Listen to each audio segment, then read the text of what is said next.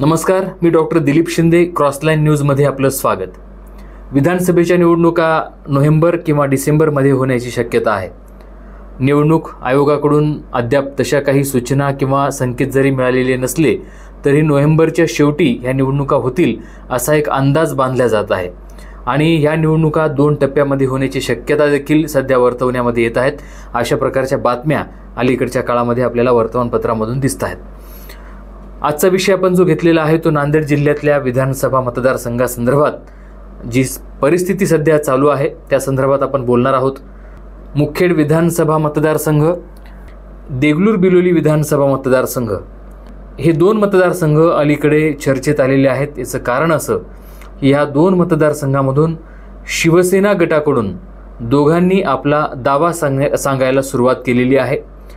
एक आहेत मधू गिरगावकर, देगलूर विधानसभा मतदारसंघामधून ते इच्छुक आहेत आणि मुखेडमधून मुख्यमंत्री यांचे सचिव बालाजी खदगावकर यांनी देखील आपला इंटरेस्ट या मतदारसंघामध्ये दाखवलेला आहे आणि या दोघांनी या मतदारसंघामध्ये संपर्क वाढवायला सुरुवात केलेली आहे. यासोबतच डॉक्टर अंकुश देवसरकर हे नाव देखील आपल्याला माहीत असेल. हिंगोली लोकसभा मतदारसंघामध्ये आपल्याला उमेदवारी मिळावी यासाठी अत्यंत अतोनात प्रयत्न म्हणजे मागील 5 वर्षापासून त्यांनी खरं तर फिल्डिंग लावली होती. या मतदारसंघामध्ये आपल्याला उमेदवारी मिळेल या दृष्टिकोनातून अशोकराव चव्हाण यांचे समर्थक हे अंकुश देवसरकर मानले जातात.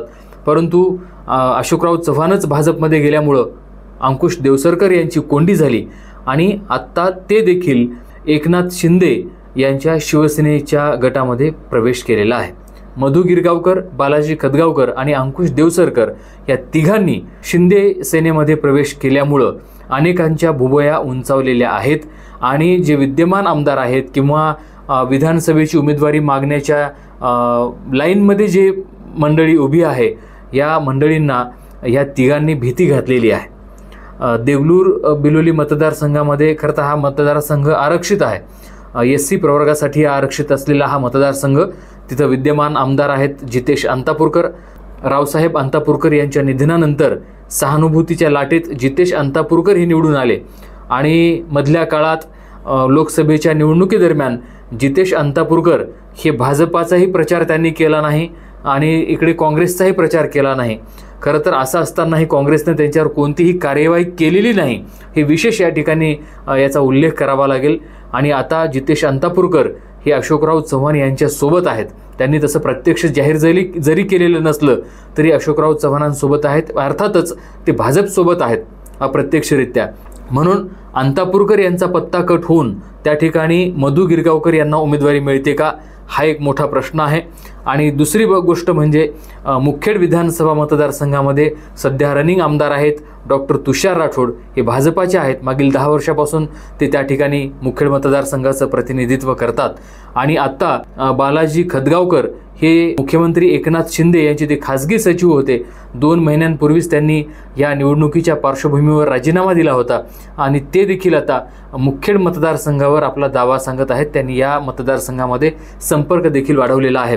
त्यामुळे डॉक्टर तुषार राठोड यांची उमेदवारी भाजपा कट करेल का किंवा त्यांना घरी बसवेल का हा देखील प्रश्न या ठिकाणी सध्या मोठ्या चर्चेमध्ये आहे. आणि मग डॉक्टर अंकुश देवसरकर यांनी देखील शिंदे सेनेमध्ये प्रवेश घेतल्यामुळं त्यांना नांदेड उत्तरमधून उमेदवारी मिळेल की हदगाव मतदारसंघामधून ते आपली उमेदवारी सांगू शकतात हा देखील मोठा प्रश्न आहे. जर ते नांदेड उत्तरवर दावा करत असतील तर मग विद्यमान आमदार बालाजी कल्याणकर यांची उमेदवारी पक्ष कापेल काय हा देखील मोठा प्रश्न आहे. मला वाटतं की ह्या प्रश्नाच्या संदर्भात चर्चा करत असताना हे जे सनदी अधिकारी आहेत ज्यांनी मोठ्या पदावर काम केलेलं आहे आणि त्या माध्यमातून त्यांनी जनसेवा किंवा लोकसेवा म्हणता येणार नाही कारण त्यांचं ते कामच होतं की त्या पदावर राहून चांगलं काम करणं ही त्यांची जबाबदारी होती आणि त्या कामासाठी त्यांना शासनाचा मोबदला मिळत होता म्हणून त्यांनी ते काम केलेलं आहे. मागच्या ह्या त्यांच्या कार्यकाळात त्यांनी जे शासकीय काम केलं त्या कार्यकाळात त्यांनी या मतदारसंघांमध्ये सामाजिक बांधिलकी म्हणून कोणते उपक्रम राबवले किंवा समाजहितासाठी त्यांनी काय केलं समाजाच्या प्रश्नासाठी त्यांनी कोणते प्रश्न उपस्थित केले, एका मोठ्या जबाबदार पदावर असताना त्यांनी या मतदारसंघासाठी नेमकं भरीव काम काय केलंय म्हणून ते ह्या मतदारसंघामध्ये येत आहेत, हा खरा तर मोठा प्रश्न आहे. कारण ह्या मतदारसंघामधून अनेकांनी मागील अनेक वर्षापासून उमेदवारीसाठी किंवा आमदार होण्याचे स्वप्न पाहताना काम केलेलं आहे. आणि मग ऐनवेळी जर असे अधिकारी येऊन त्या मतदारसंघावर जर दावा सांगत असतील तर निश्चितपणे जे निष्ठेनं काम करतात आणि जे कार्यकर्ता म्हणून घेतात स्वतःला किंवा पदाधिकारी म्हणून घेतात, तर यांच्यावर हा अन्याय नाही का? ऐनवेळेला कोणाला तरी आणून तिथं लादणं हे खरं तर मला वाटतं की ही एक फार मोठी लोकशाही समोरची शोकांतिका आहे. म्हणून येणाऱ्या काळामध्ये अशा वरिष्ठ सनदी अधिकाऱ्यांना त्या मतदारसंघामधले मतदार खरोखरच थारा देतात की स्थानिक पातळीवर जनतेसाठी धडपड करणाऱ्या उमेदवारांना किंवा कार्यकर्त्यांना ते सहकार्य करतात, पाठिंबा देतात, हे पाहणं फार महत्त्वाचं ठरणार आहे. देगलूर विधानसभा मतदारसंघामध्ये फार विचित्र परिस्थिती तयार झालेली आहे. एकतर जितेश अंतापूरकर यांना वडिलांच्या कृपेनं संधी मिळाली होती, पण ते काँग्रेसशी एकनिष्ठ राहिलेले नाहीत. म्हणजे हे सरळ उघड असतानाही त्यांच्यावर पक्षानं कार्यवाही केलेली नाही. आणि दुसऱ्या बाजूला ते अशोकराव चव्हाण यांच्या गोटामध्ये अलीकडच्या काळात दिसत आहेत. मग ते काँग्रेसमध्ये आहेत की भाजपमध्ये आहेत हा प्रश्न अनुत्तरित असतानाच त्या ठिकाणी मधु गिरगावकर सारखे उच्च पदावर असलेले अधिकारी या मतदारसंघामध्ये आपला दावा सांगत आहेत. या ठिकाणी अनेकांनी अनेक वेळा उमेदवारीसाठी प्रयत्न केले, त्यांना उमेदवारी काही फरकानं त्यांच्यापासून दूर राहिली, म्हणून त्यांचं ते निवडणूक लढवण्याचं स्वप्न भंग झालं. असे अनेक लोक आहेत त्या मतदारसंघामध्ये की जे स्थानिक आहेत आणि आमदार होण्याच्या लायकीचे देखील आहेत. त्यांना उमेदवारी न देता जर आत्ता नंतर म्हणजे रिटायरमेंट नंतर जर आपण आमदार होऊ हे स्वप्न पाहणाऱ्या उमेदवारांना किंवा कार्यकर्त्यांना ऐनवेळी पक्षात आलेल्या लोकांना जर उमेदवारी मिळत असेल तर निश्चित ही फार मोठी हानी लोकशाहीला होऊ शकते किंवा लोकशाहीवर विश्वास ठेवणाऱ्यांचा विश्वास या ठिकाणी उडण्याची भावना लोकांमध्ये तयार होऊ शकते. मुखेड मतदारसंघामध्ये देखील तसंच आहे. ऐनवेळेला खाजगी सचिव राहिलेले बालाजीराव गिरगावकर यांनी मतदारसंघामध्ये काय केलं किंवा त्यांचं भरीव योगदान ह्या मतदारसंघासाठी काय आहे हे देखील खरं तर त्यांना येणाऱ्या काळामध्ये सांगावं लागेल. तुषार राठोड यांच्यावर खरोखरच अन्याय होईल का हा देखील मोठा अनुत्तरित प्रश्न आहे. आणि नांदेड उत्तरमध्ये जर डॉक्टर अंकुश देवसरकर यांना उमेदवारी मिळाली शिवसेनेकडून किंवा तर बालाजी कल्याणकर यांच्यावर देखील फार मोठा अन्याय होण्याची शक्यता या मतदारसंघामध्ये आहे. पण मला वाटतं की एकूणच जर परिस्थिती सध्याची बघितली निवडणुकीची आणि जे शिंदे गटाकडून जे लोक उमेदवारी मागत आहेत किंवा ठाकरे गटाकडून अनेक जण उमेदवारी मागत आहेत, त्या पक्षामध्ये विधानसभेची उमेदवारी मागणाऱ्यांची संख्या प्रचंड होताना आपल्याला दिसून येत आहे.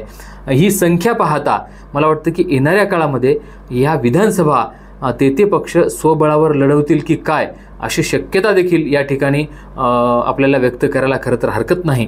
कारण एका पक्षामध्ये जेव्हा कार्यकर्त्यांची संख्या वाढते, युतीमध्ये जेव्हा कार्यकर्त्यांची संख्या वाढते उमेदवारी मागणाऱ्या, तर तेव्हा आपल्या कार्यकर्त्यांना न्याय देण्यासाठी त्या पक्षाला स्वतंत्र निवडणूक लढल्याशिवाय पर्याय राहणार नाही. कदाचित हीच रणनीती भारतीय जनता पक्ष, अजित पवार गट आणि एकनाथ शिंदे यांची शिवसेना यांची कदाचित असेल आणि ह्या रणनीतीमुळेच कदाचित शिवसेना गटामध्ये ही भरती प्रक्रिया सुरू झाली की काय अशी शंका सध्या घ्यायला जागा आपल्यासाठी आहे. येणाऱ्या काळामध्ये या संदर्भात आपण चर्चा करूयात. पुन्हा भेटूयात. तोपर्यंत नमस्कार.